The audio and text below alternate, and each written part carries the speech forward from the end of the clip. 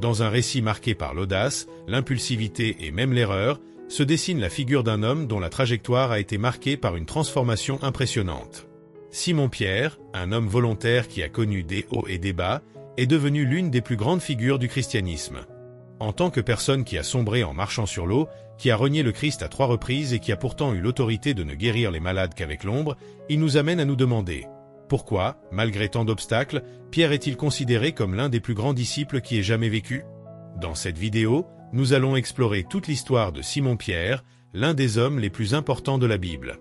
Préparez-vous à comprendre comment s'est terminée la vie de quelqu'un qui s'est transformé et qu'on en est venu à appeler Pierre, d'une manière unique et percutante. Mais avant de plonger dans ce récit incroyable, n'oubliez pas de vous abonner à la chaîne et d'activer la cloche pour ne pas manquer les prochaines vidéos. Selon les évangiles, la première rencontre entre Pierre et Jésus a eu lieu sur les rives de la mer de Galilée, également connue sous le nom de lac de Génézareth.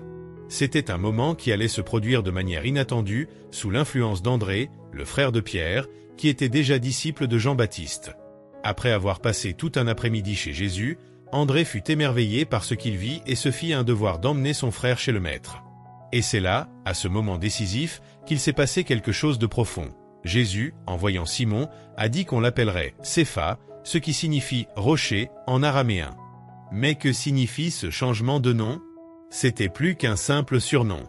C'était une représentation de sa personnalité, d'abord instable, mais qui avec le temps deviendrait solide, une base solide sur laquelle l'Église serait construite. Ce changement de nom anticipait déjà le destin de Pedro. D'un homme impulsif et capricieux, il allait devenir un roc inébranlable. Mais malgré cette première rencontre remarquable, l'appel définitif de Pierre à être disciple de Jésus n'est apparu que dans un autre épisode, d'une grande importance dans le Nouveau Testament. L'histoire de Pedro prend une tournure encore plus surprenante et révélatrice lorsqu'il fait l'expérience du miracle de la prise merveilleuse. Après toute une nuit de tentatives infructueuses, Peter, avec Andrew, James et John, ses compagnons de pêche, se préparait à rentrer chez eux, fatigués et sans le moindre signe de succès. Les filets étaient vides et la frustration était palpable. Mais lorsqu'ils rencontrèrent Jésus, qui enseignait une grande foule au bord du lac, quelque chose d'extraordinaire se produisit. Jésus, se rendant compte qu'il avait besoin de plus d'espace, emprunta la barque de Pierre pour l'utiliser comme chair naturelle. Lorsque Pierre, sans hésiter, accéda à la demande, le maître fit quelque chose d'inattendu. Il leur demanda de jeter à nouveau les filets, même après une nuit sans poisson. Imaginez la surprise et l'incrédulité de ces pêcheurs, déjà épuisés et sans espoir de succès ultérieur. Cependant, ils ont obéi. Et, miraculeusement, les filets sont revenus pleins, si lourds que le bateau a failli couler. Il y avait du poisson partout. Face à un miracle aussi inhabituel, la seule réaction de Pierre fut de tomber à genoux, submergé par un profond sentiment d'humilité et de repentance. Il se sentait indigne d'être en présence d'un être aussi puissant. Mais Jésus, avec sa patience et sa sagesse infinie, ne l'a pas réprimandé. Au contraire, il lui dit « N'aie pas peur. À partir de maintenant, tu seras un pêcheur d'hommes. » Cet homme impulsif, qui jusqu'à ce moment-là n'était qu'un simple pêcheur, avait maintenant un dessein divin et était appelé à quelque chose de beaucoup plus grand. Le voyage de Pierre avec Jésus ne faisait que commencer, mais il a rapidement été témoin de miracles plus incroyables. Après avoir guéri les malades et enseigné dans la synagogue, Jésus se rendit à la maison de Pierre, où il trouva sa belle-mère, fiévreuse dans son lit. En lui touchant la main, la fièvre disparut instantanément et elle se leva pour les servir. Un miracle simple, mais plein de sens. Pierre, qui a vu Jésus guérir avec puissance et compassion, commençait déjà à comprendre que sa propre vie était en train d'être transformée et qu'il devait aussi être un canal de guérison pour les autres.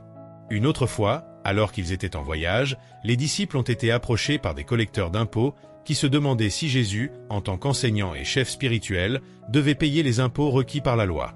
Avant même que Pierre ne demande quoi que ce soit à ce sujet, Jésus, avec un sourire plein de sagesse, anticipa le doute de son disciple. « Jette un hameçon dans la mer, dit Jésus, le premier poisson que tu attrapes, ouvre-lui la bouche.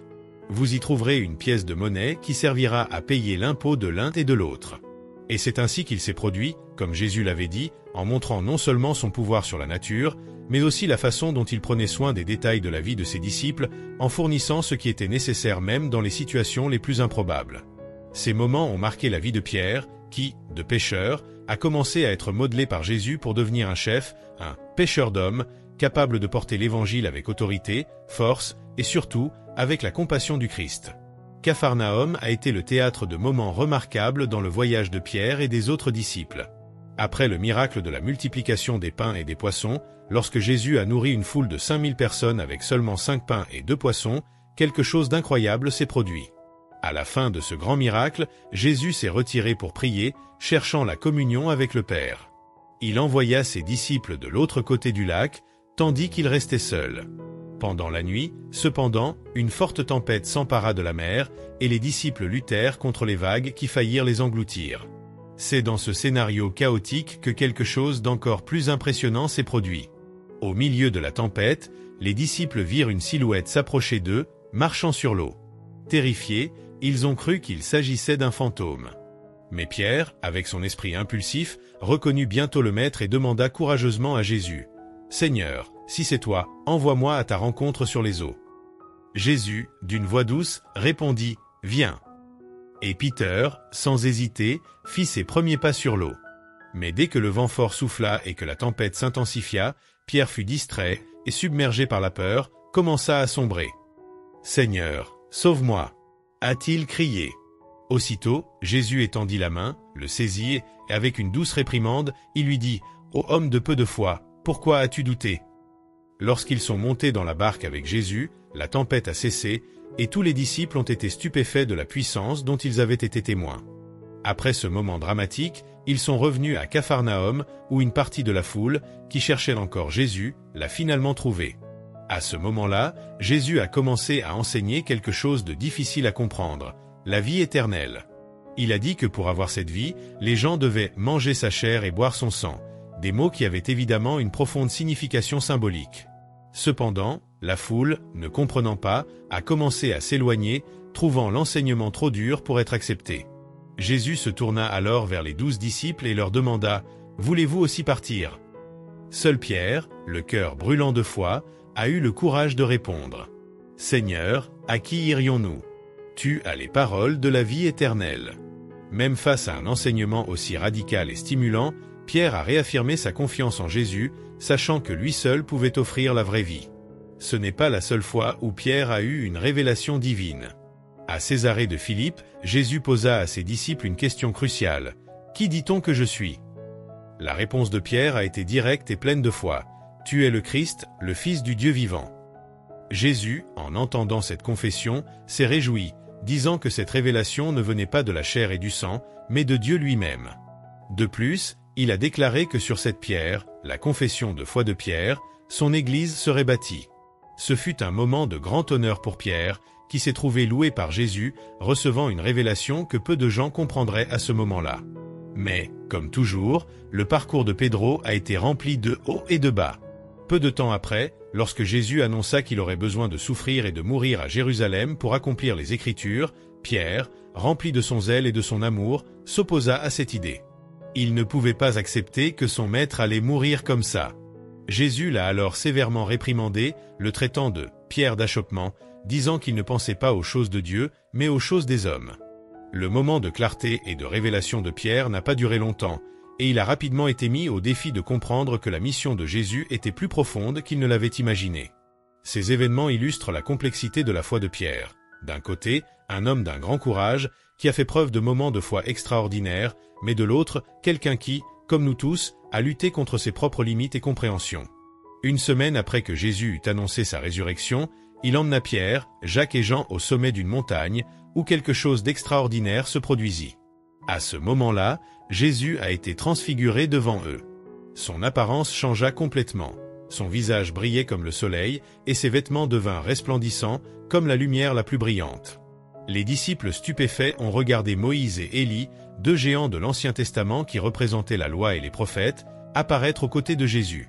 C'était une révélation de Dieu lui-même sur la véritable identité du Christ. Alors un nuage brillant les enveloppa tous les trois, et une voix du ciel déclara : « Celui-ci est mon Fils bien-aimé, en qui j'ai mis toute mon affection.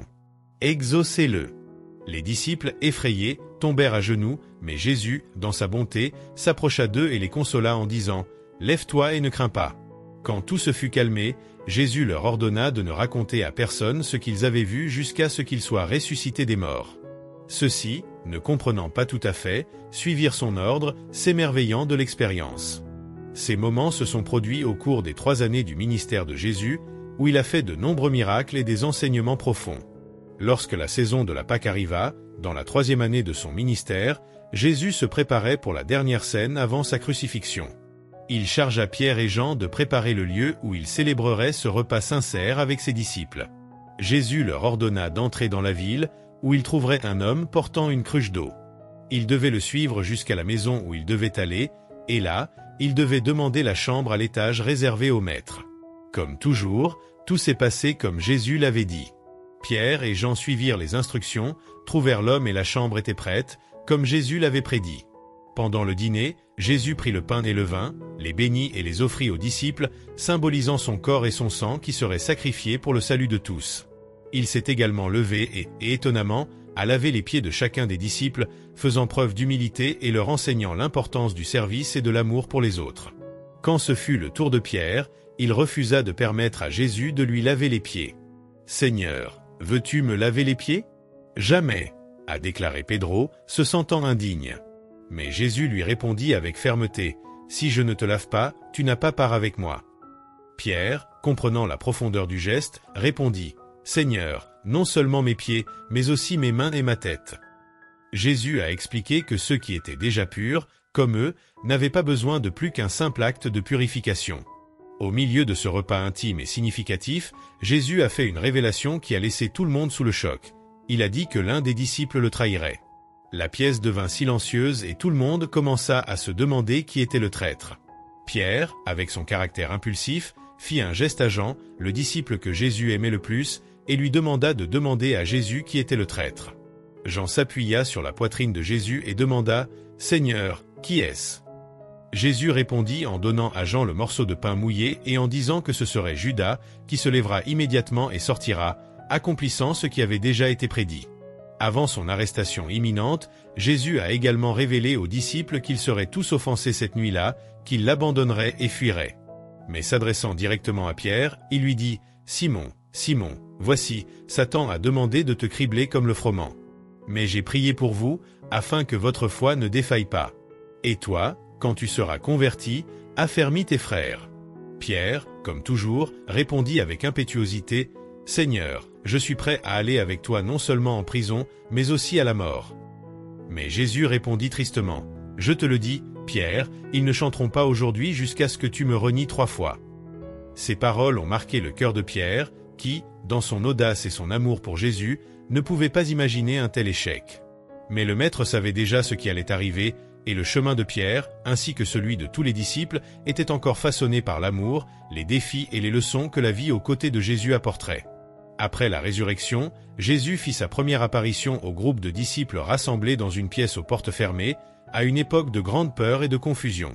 Ils étaient effrayés, ne sachant que croire, et Jésus, lorsqu'il est apparu, a tenu à prouver qu'il n'était pas un esprit. Pour les rassurer, il a demandé quelque chose à manger, et en mangeant devant eux, il a démontré physiquement que son corps était réel. Cependant, peu de temps après cette rencontre, Jésus a soudainement disparu, laissant les disciples encore sous le choc, mais aussi émerveillés par la preuve de sa résurrection.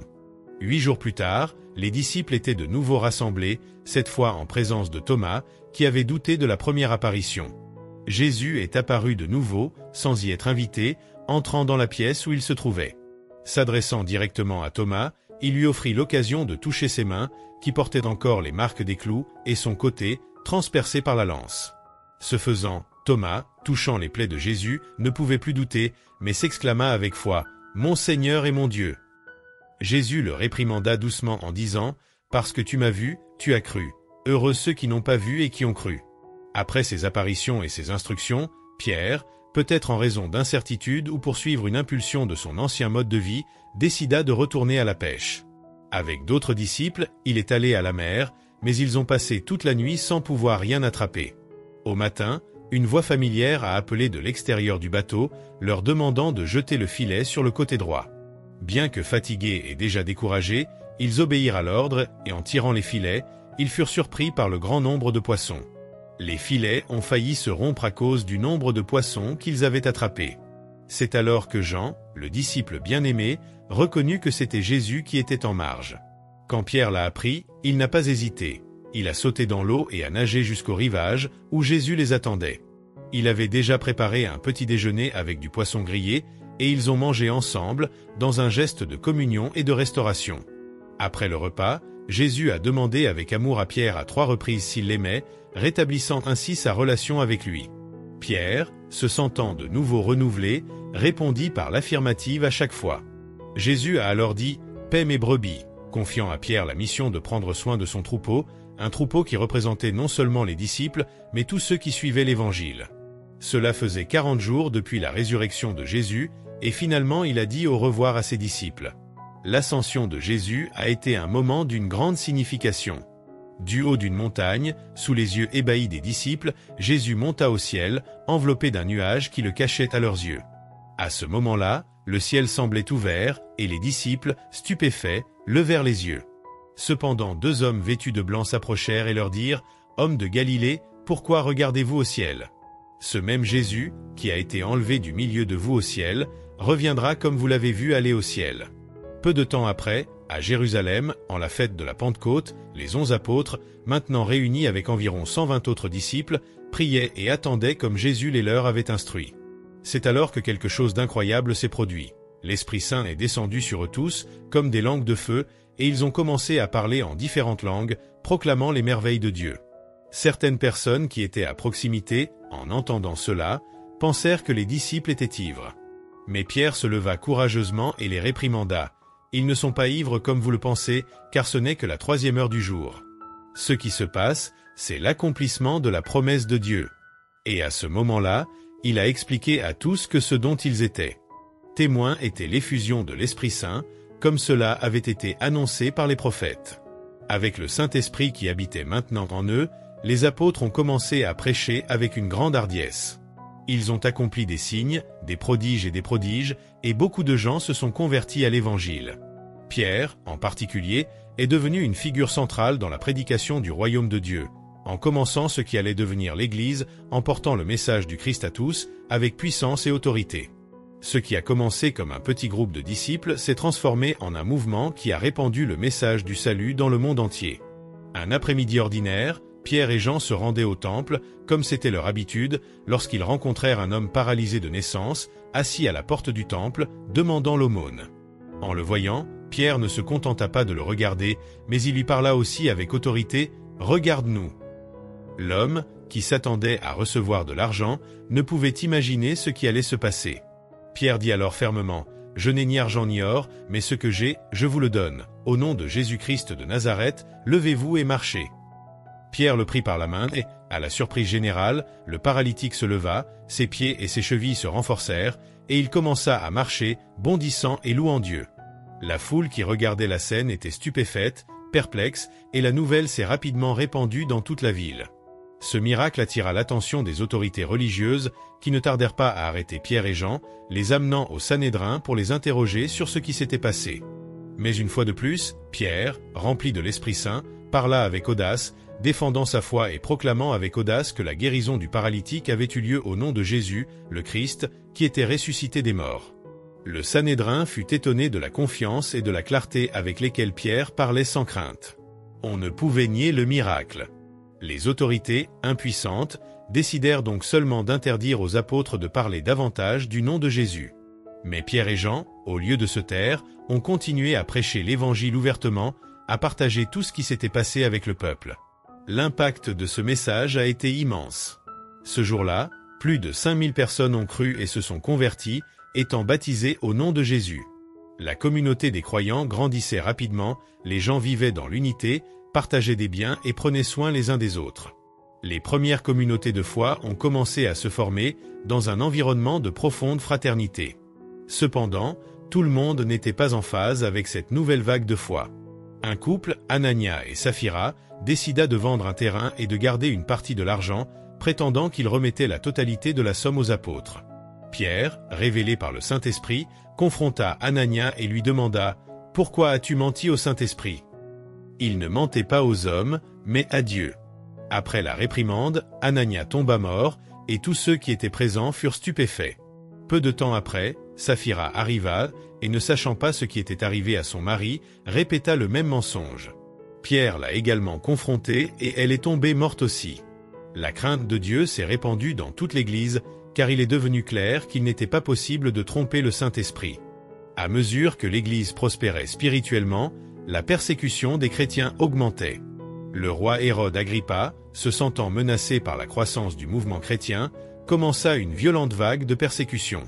Pierre fut arrêté et placé dans une prison de haute sécurité, gardée par des soldats, mais l'Église unie priait avec ferveur pour lui. Cette nuit-là, alors que Pierre dormait entre deux soldats, une intervention divine eut lieu. Un ange du Seigneur apparut dans la prison, illuminant le lieu et faisant relâcher les chaînes de Pierre. L'ange, avec une touche surnaturelle, ordonna à Pierre de le suivre. Même sans comprendre pleinement ce qui se passait, Pierre obéit et fut guidé hors de la prison, devant les gardes, sans qu'il bouge ou n'apprenne son évasion. Lorsqu'ils atteignirent la porte de la ville, elle s'ouvrit automatiquement, comme si elle était préparée pour la liberté de Pierre. Lorsque l'ange a disparu, Pierre s'est rendu compte que ce n'était pas un rêve mais une réalité étonnante. Il se rendit directement à la maison de Marie, mère de Jean-Marc, où de nombreux disciples étaient rassemblés en prière. Quand il arriva, la servante de la maison, Roch, n'en croyait pas ses yeux, et au lieu d'ouvrir la porte, elle courut dire aux autres que Pedro était là. Tout le monde a été stupéfait à la nouvelle, et l'Église s'est réjouie, reconnaissant la main de Dieu dans leur délivrance. Cet épisode a réaffirmé la foi et le courage des premiers chrétiens face à la persécution, et l'Évangile a continué à se répandre puissamment. Au cours de l'un de ses voyages missionnaires, Pierre séjourna dans la ville de Jopé, dans la maison d'un homme nommé Simon, qui travaillait comme tanneur. Dans un moment de prière, vers midi, Pierre monta sur le toit de la maison et pendant qu'il priait, il eut une vision extraordinaire.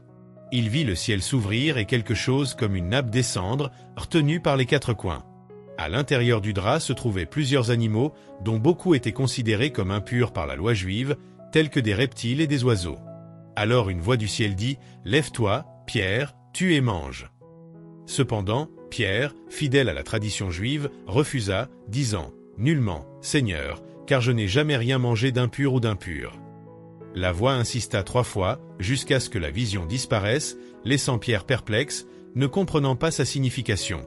Tandis qu'il réfléchissait encore à la vision, 3 hommes envoyés par Corneille, un pieux centurion romain qui avait également eu une vision la veille, arrivèrent à la porte de la maison de Simon. Ils demandèrent à Pierre d'aller à Césarée pour rencontrer Corneille. L'Esprit Saint a confirmé dans le cœur de Pierre qu'il devait les accompagner. Le lendemain, Pierre partit donc avec eux pour Césarée. En arrivant chez Corneille, Pierre se rendit compte que la vision qu'il avait eue signifiait que Dieu montrait que l'Évangile devait être prêché non seulement aux Juifs, mais aussi aux gentils. Pendant que Pierre prêchait, le Saint-Esprit descendit sur tous ceux qui étaient présents, baptisant la famille de Corneille et ses serviteurs, confirmant qu'eux aussi étaient acceptés par Dieu. Cet événement a suscité de nombreuses discussions au sein de l'Église primitive, en particulier sur la question de savoir si les gentils devaient ou non se soumettre aux coutumes juives, telles que la circoncision, afin d'être sauvés. Pour résoudre ce problème, les apôtres et les dirigeants de l'Église se sont réunis à Jérusalem pour un conseil. Pierre, Paul et Barnabas ont partagé leurs expériences missionnaires, témoignant des miracles accomplis par le Saint-Esprit parmi les païens, sans qu'il soit nécessaire de devenir juif par la circoncision. Après une discussion intense, Jacques proposa une résolution qui fut acceptée par tous, qui supprimait la nécessité de la circoncision pour les convertis païens, à quelques exceptions pratiques. Plus tard, dans un épisode de l'église d'Antioche, Pierre est confronté à Paul. Lui, qui avait auparavant mangé avec les païens et partagé leur repas, commença à se détourner d'eux lorsque des Juifs de Jérusalem arrivèrent. Craignant de déplaire à ses frères, Pierre s'isole des païens, un comportement que Paul considère comme hypocrite. Cet épisode est relaté dans la lettre de Paul aux Galates, où il raconte la confrontation publique qu'il a eue avec Pierre. Entre les années 60 et 67 après Jésus-Christ, Pierre a écrit ces 2 épîtres qui font partie du Nouveau Testament dans le but d'encourager les chrétiens qui souffraient de persécution, tout comme lui. Pendant ce temps, la tradition veut que sa vie ait pris fin. Bien que l'histoire de sa mort soit rapportée par certains écrivains anciens, tels qu'Origène, Eusèbe de Césarée et Tertullien, les détails exacts ne sont pas clairs. On sait que Pierre a été emprisonné à Rome, sous le cruel empire de Néron, et qu'il a été emmené en haut d'une colline, où il a été crucifié la tête en bas, parce qu'il ne se jugeait pas digne de mourir de la même manière que son maître, Jésus. Bien qu'il y ait peu de preuves historiques concrètes de sa mort, la tradition chrétienne souligne que le tombeau de Pierre est situé dans la basilique Saint-Pierre du Vatican, qui est devenu un lieu de pèlerinage important. De nombreux chrétiens vénèrent Pierre comme le premier pape de l'Église catholique, bien que sa vie ait été loin d'être parfaite, son importance pour le christianisme est indéniable. Il a joué un rôle central dans l'établissement de l'Église et la propagation de l'Évangile, et son histoire continue d'inspirer des millions de personnes dans le monde. Si vous avez aimé cette vidéo, laissez votre like, commentez ci-dessous, et si vous n'êtes pas encore abonné, abonnez-vous à la chaîne et activez les notifications pour ne pas manquer plus de contenu comme celui-ci.